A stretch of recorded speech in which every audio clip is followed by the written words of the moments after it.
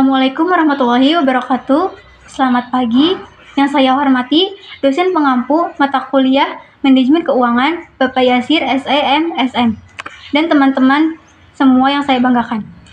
Perkenalkan, saya Latifah Mauladi Alamsa dari kelompok 2 yang akan menjadi moderator pada presentasi hari ini. Dan ada anggota saya, yang pertama ada Riki, Dewi, Wisnu, dan saya sendiri. Pada kesempatan ini, kelompok kami akan mempresentasikan struktur modal. Untuk mengaktifkan waktu, langsung saja pada materi yang pertama yang akan dibacakan oleh Dewi Febrianti. Kepadanya saya persilakan. Baik, terima kasih. Saya di sini akan menyampaikan tentang definisi struktur modal. Apa itu sih struktur modal? Nah, struktur modal adalah cara perusahaan membiayai aktivitasnya dengan menggabungkan utang dan ekuitas. Apa sih utang? Utang itu adalah uang yang dipinjam dari pihak lain dan harus dikembalikan dengan bunga. Nah, sedangkan ekuitasnya ini adalah modal yang berasal dari pemilik perusahaan, seperti itu. Dan untuk perbandingan antara utang dan ekuitas itu dalam struktur modal itu disebut dengan equity ratio atau leverage. Nah, rasio ini sangat penting karena mempengaruhi stabilitas keuangan perusahaan. Jadi semakin tinggi proporsi utang, semakin besar juga risiko perusahaan. Nah, ada juga beberapa pakar yang menjelaskan tentang struktur modal itu. Yang pertama ada menurut Weston dan Copeland.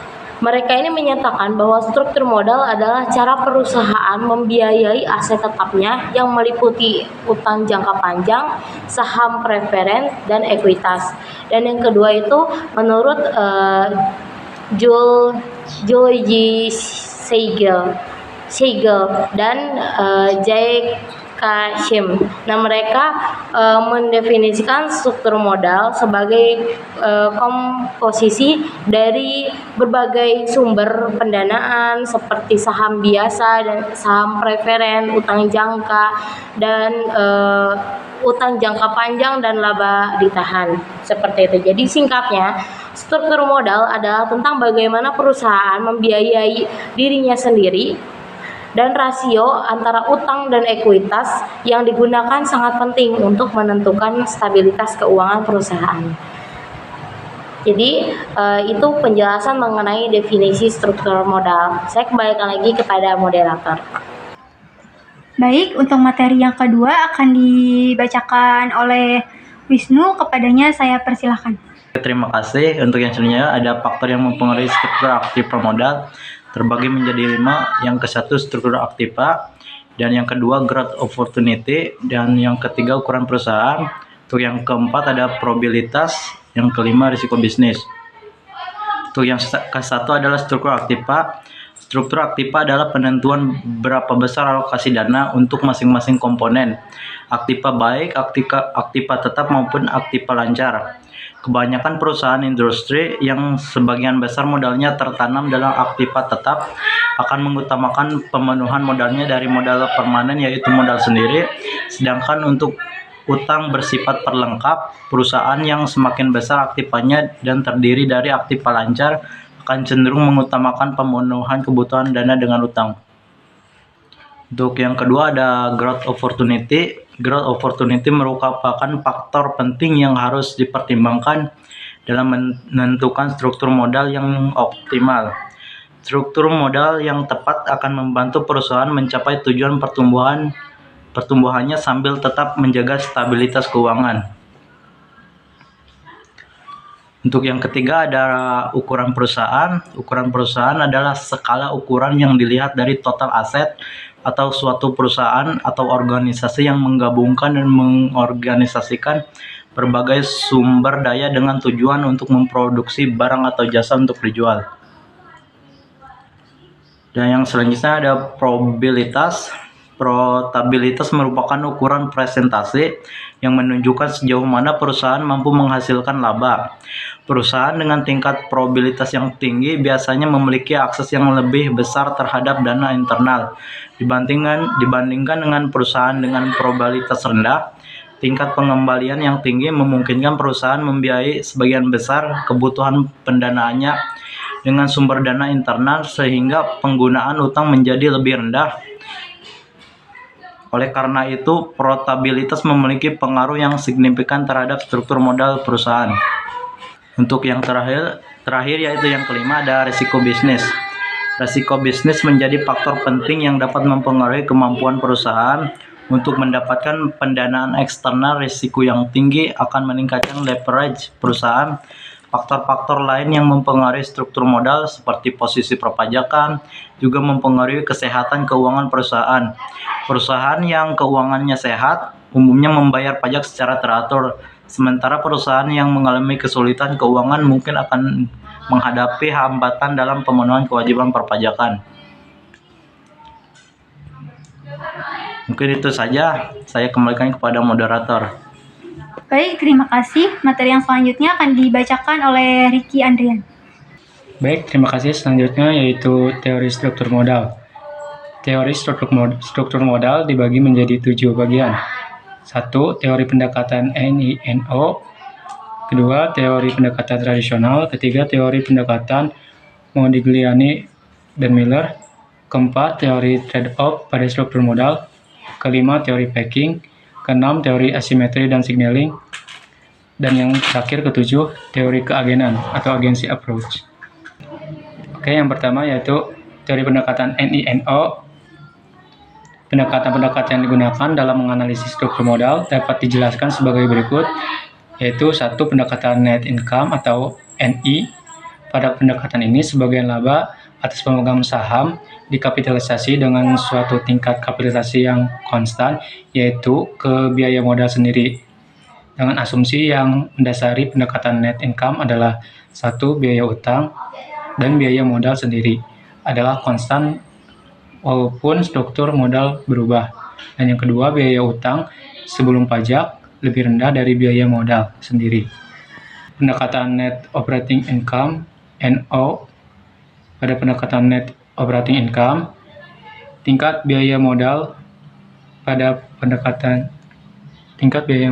rata-rata tertimbang adalah konstan. Asumsi yang mendasari pendekatan ini adalah biaya utang dan biaya modal keseluruhan konstan. Pada pendekatan NOI, perubahan struktur modal tidak mempengaruhi nilai total perusahaan. Dan yang kedua, teori pendekatan tradisional. Pendekatan tradisional merupakan salah satu teori struktur modal, di mana dalam teori ini menjelaskan bahwa ada struktur modal optimal yang dapat digunakan perusahaan. Posisi pendekatan tradisional ini menunjukkan bahwa biaya modal tidak independen terhadap struktur modal perusahaan, sehingga pendekatan ini percaya bahwa perusahaan dapat mengoptimalkan struktur modal. Pendekatan tradisional berpendapat akan adanya struktur modal yang optimal. Artinya, struktur modal mempunyai pengaruh terhadap nilai perusahaan, di mana struktur modal dapat berubah-ubah agar bisa diperoleh nilai perusahaan yang optimal. Yang ketiga, teori pendekatan Modigliani dan Miller. Terdapat beberapa teori yang mendasari keputusan struktur modal perusahaan, antara lain 1. Teori Modigliani-Miller tanpa pajak. Teori pendekatan Modigliani dan Miller dengan pajak menyatakan bahwa struktur tidak relevan dengan nilai perusahaan. Nilai dua perusahaan yang identik akan tetap sama dan tidak akan mempengaruhi pilihan keuangan yang diadopsi untuk membiayai aset. Beberapa asumsi yang mendasari teori MM tanpa pajak. 1. Risiko bisnis perusahaan diukur dengan Q-EBIT, defisiensi standar earning before interest and tax. Dan yang kedua, investor memiliki penghargaan yang sama tentang EBIT perusahaan di masa mendatang.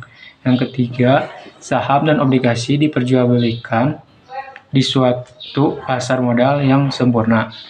Dan keempat, utang adalah tanpa risiko sehingga suku bunga pada utang suku bunga bebas risiko. Dan yang kelima, seluruh aliran kas adalah perpetuitas atau sama jumlahnya setiap periode hingga waktu tak terhingga. Dengan kata lain, pertumbuhan perusahaan adalah 0 atau EBIT selalu sama.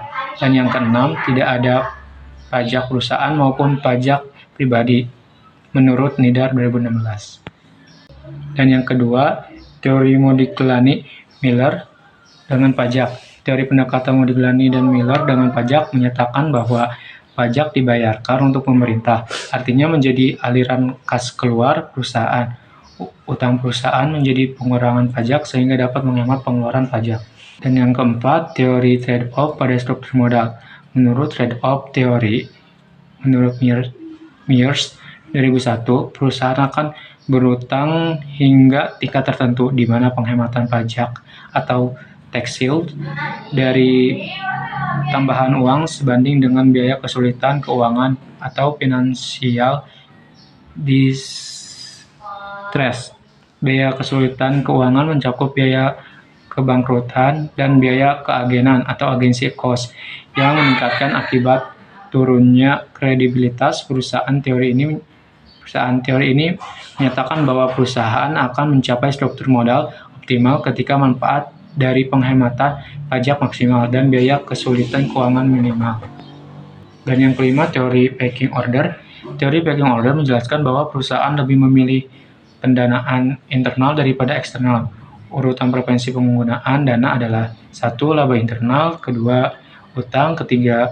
Surat berharga campuran seperti obligasi convertible, dan terakhir ekuitas. Namun, penelitian oleh Singh dan Hamid 1992 serta Singh 1995 menunjukkan bahwa perusahaan di negara berkembang lebih memilih menerbitkan ekuitas daripada berutang, bertentangan dengan teori ini. Dan yang keenam, teori asimetri dan signaling. Teori asimetri informasi dan signaling menyatakan bahwa manajer memiliki informasi lebih lengkap tentang prospek perusahaan dibandingkan pihak luar. Struktur modal atau terutama penggunaan utang digunakan sebagai sinyal prospek perusahaan. Jika manajer yakin dengan prospek perusahaan, mereka akan menggunakan lebih banyak utang sebagai sinyal sebagai investor bahwa kondisi perusahaan baik dan saham layak dihargai lebih tinggi. Dan yang terakhir, yang ketujuh, teori keagenan atau agency approach. Teori keagenan menekankan pengurangan konflik antara pemegang saham dan manajer konflik. Ini biasanya berkaitan dengan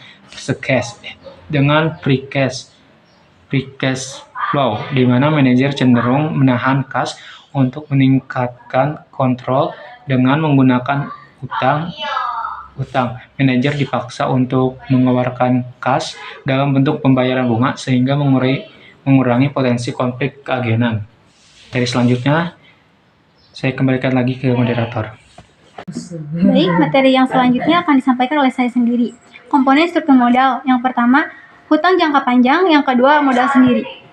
Hutang jangka panjang yaitu pembiayaan dengan jumlah tempo lebih dari 1 tahun, biasanya antara 5-20 tahun.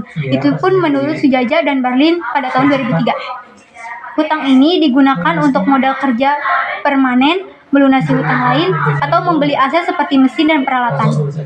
Perusahaan sering menggunakan hutang jangka panjang karena bunga yang dibayarkan tetap, meskipun laba perusahaan naik. Pembayaran bunga juga dapat mengurangi beban pajak. Selain itu, investor lebih memilih hutang jangka panjang karena menawarkan prioritas dalam pendapatan dan likuiditas serta pengembalian yang tetap. Namun, semakin tinggi rasio hutang atau debit ratio, semakin besar resiko yang ditanggung perusahaan. Yang kedua ada modal sendiri. Equity capital merupakan dana jangka panjang yang berasal dari pemilik perusahaan, termasuk saham preference, saham biasa, saham ditahan. Itu juga menurut Sujaja et al. Tahun 2003. Pendapatan dengan modal sendiri lebih konservatif karena tidak menimbulkan beban bunga, tetapi mengandung resiko opportunity cost karena modal tersebut bisa digunakan untuk investasi lain. Modal sendiri, komponen struktur modal yaitu ada modal sendiri. Yang pertama, modal saham preference. Saham preference memberi hak istimewa kepada pemegangnya, seperti prioritas dalam pembagian dividen dan dalam hal likuiditas. Saham ini juga fleksibel karena perusahaan dapat menunda pembayaran dividen ketika kondisi keuangan sedang lesu. Yang kedua ada modal saham biasa. Pemegang saham biasa yaitu pemilik residual yang mendapatkan sisa setelah semua kewajiban lainnya dipenuhi. Saham biasa tidak memberikan dividen tetap, sehingga perusahaan tidak wajib membayar dividen jika laba tidak mencukupi. Saham ini tidak memiliki tanggal jatuh tempo dan cenderung menarik bagi investor karena potensinya untuk meningkatkan seiring pertumbuhan aset perusahaan. Baik, mungkin itu saja materi yang akan saya sampaikan. Baik, saya akan bacakan kesimpulan dari materi tersebut, yaitu dari hasil pembahasan ini dapat disimpulkan bahwa struktur modal memegang peran vital dalam menentukan stabilitas keuangan dan nilai perusahaan. Struktur modal yang tepat yang didasarkan pada pembimbingan antara utang dan modal sendiri akan membantu perusahaan mengoptimalkan nilai dan meningkatkan daya saingnya di pasar. Oleh karena itu, pemahaman yang mendalam mengenai faktor-faktor ini akan membantu manajemen dalam membuat keputusan yang terkait struktur modal yang paling sesuai untuk kebutuhan perusahaan.